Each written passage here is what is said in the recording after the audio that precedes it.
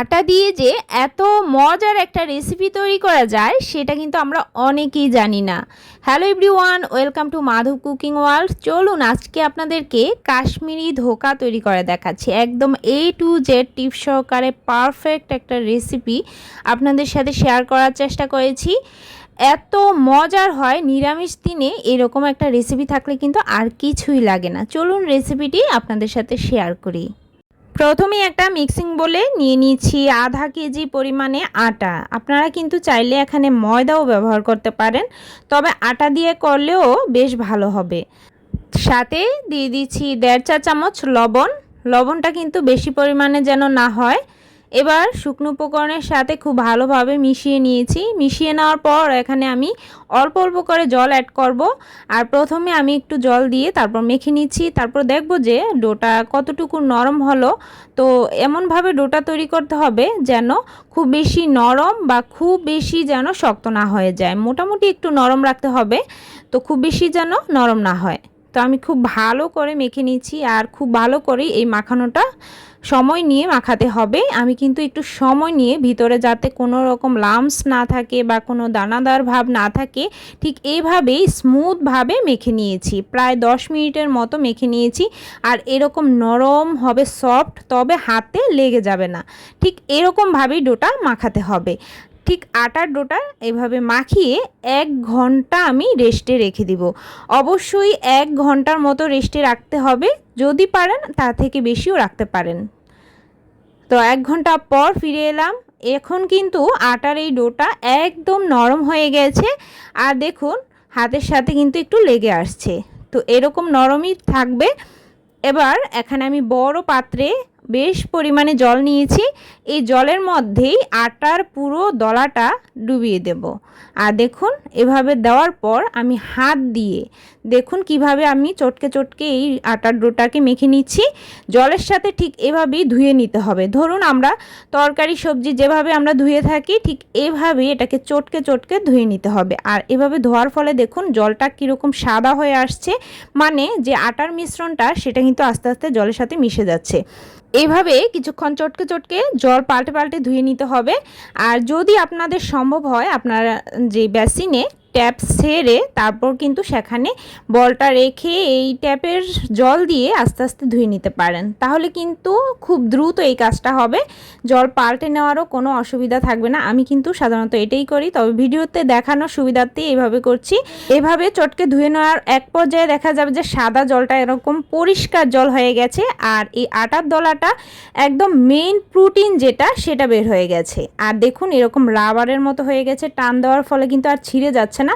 ঠিক এরকমভাবেই করে নিতে হবে। আর এরকম প্রোটিনটাই বের হলে তবে এটা দিয়েই কিন্তু কাশ্মীরি ধোকাটা তৈরি হবে। এবার আমি চিপে চিপে একটু ভালো করে জলটা বের করে নিচ্ছি আর একটু চ্যাপটা করে নিচ্ছি। আর তারপর এখানে আমি কড়াইয়ে বেশ পরিমাণে জল নিয়েছি। নেওয়ার পর এখানে আমি চুলায় বসিয়ে রেখেছি। হালকা একটু গরম হওয়ার পর তারপরে এই আটার দলাটা দিয়ে দিচ্ছি। চুলার আঁচটা মিডিয়ামে রেখে একটু কিছুক্ষণ অপেক্ষা করব, যতক্ষণ না পর্যন্ত এই আটার দলাটা উপরে ভেসে উঠছে। আটার ডোটা যতক্ষণ না পর্যন্ত উপরে ভেসে উঠছে ঠিক ততক্ষণ পর্যন্তই অপেক্ষা করতে হবে। আর যখন দেখবেন যে এরকম উপরে ভেসে উঠেছে, তখন আমি একটা সাইড পাল্টে অপর সাইডটাও পাল্টে দিয়েছি। এভাবেই 20 মিনিট হাতে সময় নিয়ে সিদ্ধ করতে বসিয়ে রেখেছিলাম। আর এভাবেই পাল্টে দিয়েছিলাম কিছুক্ষণ পর পর, যাতে এপাশ ওপাশ খুব ভালোভাবেই সিদ্ধ হয়ে যায়। সরাসরি জল থেকে উঠিয়ে খুব ভালোভাবে জলটা ঝরিয়ে নিতে হবে। আর তারপর একটা বোর্ডে নিয়ে নিলাম। আর যতক্ষণ পর্যন্ত ঠান্ডা না হচ্ছে সে পর্যন্তই অপেক্ষা করতে হবে। একটু ঠান্ডা হয়ে যাওয়ার পর আমি এগুলোকে প্রথমে একটু লম্বা করে সাইজ করে কেটে নিচ্ছি। তারপর আমি আমার সুবিধা মতো যেই সাইজ অনুযায়ী আমি এই রেসিপিটা করতে চাই সেই অনুযায়ী আমি সাইজগুলো করে নিচ্ছি। আপনারা যে কোনো সাইজ করেই কাটতে পারেন। আর দেখুন আমি ঠিক এরকম কিউব কিউব করেই সবগুলো কেটে নিচ্ছি।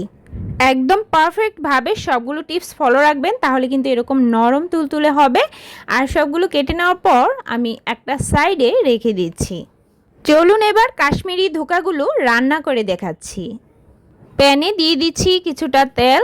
তেলটা একটু মোটামুটি ভালোই দিতে হবে, তাহলে কিন্তু ভাজাভুজির সময় আর বাড়তি কোনো তেল দেওয়ার প্রয়োজন হবে না। ফোড়ন হিসেবে 2টা এলাচ একটু ফেটিয়ে দিয়েছি, 1 টুকরো দারচিনিকে টুকরো করে দিয়েছি, আর 2টা তেজপাতাকে দিয়েছি। তো এগুলো থেকে একটা সুন্দর যখন ফ্লেভার আসবে তখন এর মধ্যে একটু গোটা জিরে দিয়ে দিলাম। তারপর সবগুলো থেকে খুব সুন্দরভাবে ভাজা হলে একটা ফ্লেভার বের হবে। আর সে পর্যায়ে এখানে আমি 3টা মিডিয়াম সাইজের আলু কিউব কিউব করে কেটে নিয়েছি, সেগুলো দিয়ে দিচ্ছি। সাথে স্বাদ মতো একটু লবণ আর একটু হলুদের গুঁড়ো দিয়ে খুব ভালোভাবে আলুর সাথে মিক্স করে আলুটাকে একটু লাল লাল করে ভেজে নিতে হবে। আর দেখুন ঠিক এরকমভাবে আলুটাকে ভেজে নিয়েছি। তারপর এখানে 2 চা চামচ দিয়ে দিলাম ভর্তি করে আদা বাটা, আর তারপর 2 কাপ পরিমাণে একদম ভালো করে জল দিয়ে দিলাম, যাতে মশলাগুলো কষানোর সময় আর পুড়ে না যায়। তো একটু বেশি করেই জলটা দিতে হবে। তারপর এখানে আমি 1 চা চামচ জিরে গুঁড়ো আর 2 চা চামচ ধনিয়ার গুঁড়ো, ধনিয়ার গুঁড়োটা একটু বাড়িয়ে দিবেন, তাহলে টেস্টটা ভালো আসবে। 1.5 চা চামচ দিয়ে দিচ্ছি হলুদের গুঁড়ো আর 2 চা চামচ লাল মরিচের গুঁড়ো দিয়েছি ঝালের জন্য। ঝালটা আপনাদের ইচ্ছে অনুযায়ী আরেকটু বাড়িয়েও দিতে পারবেন। তো এই মশলাগুলোকে খুব ভালোভাবে মিশিয়ে নিতে হবে। প্রথমে এই মশলাগুলোকে এই শুকনো শুকনো করেই ভেজে নিব, আর তার আগে এখানে সেই কাশ্মীরি ধোকাগুলো কেটে রাখা সেগুলো দিয়ে দিচ্ছি। আর তারপর এখানে একটু দিয়ে দিচ্ছি লবণ আর 2 চা চামচ চিনি দিয়ে দিচ্ছি। চিনিটা দিলে কিন্তু স্বাদের ব্যালেন্সটা খুব ভালো থাকবে, তাই অবশ্যই চিনিটা অ্যাড করতে হবে।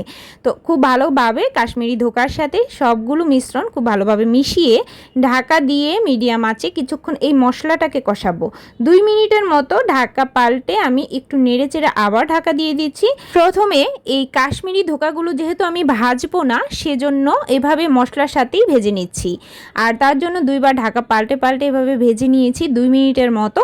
আর তারপর এখানে আমি কিছুটা জল অ্যাড করে দিব। আর এই জলটা দেওয়ার পর মশলাটার সাথে খুব ভালোভাবে সবগুলো মিশ্রণ একদম ভালোভাবে কষে যাবে। তার আগে এখানে আমি টক দই অ্যাড করে দিয়েছি।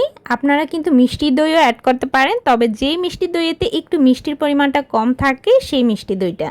সাথে উপরে ভাসা ভাসা করে জল অ্যাড করে দিয়েছি।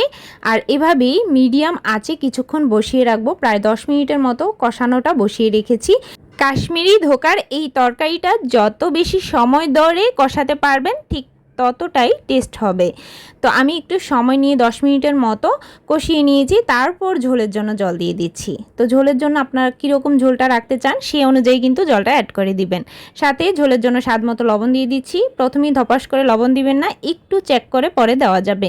তো প্রথমেই একটুখানি লবণ দিয়েছি, আমি কিন্তু পরে আবার দেখে দিয়ে দিয়েছি। তরকারিটা হয়ে যাওয়ার শেষের দিকে গরম মশলার গুঁড়ো দিয়ে নামিয়ে নিচ্ছি, খুব ভালোভাবে মিশিয়ে নিচ্ছি।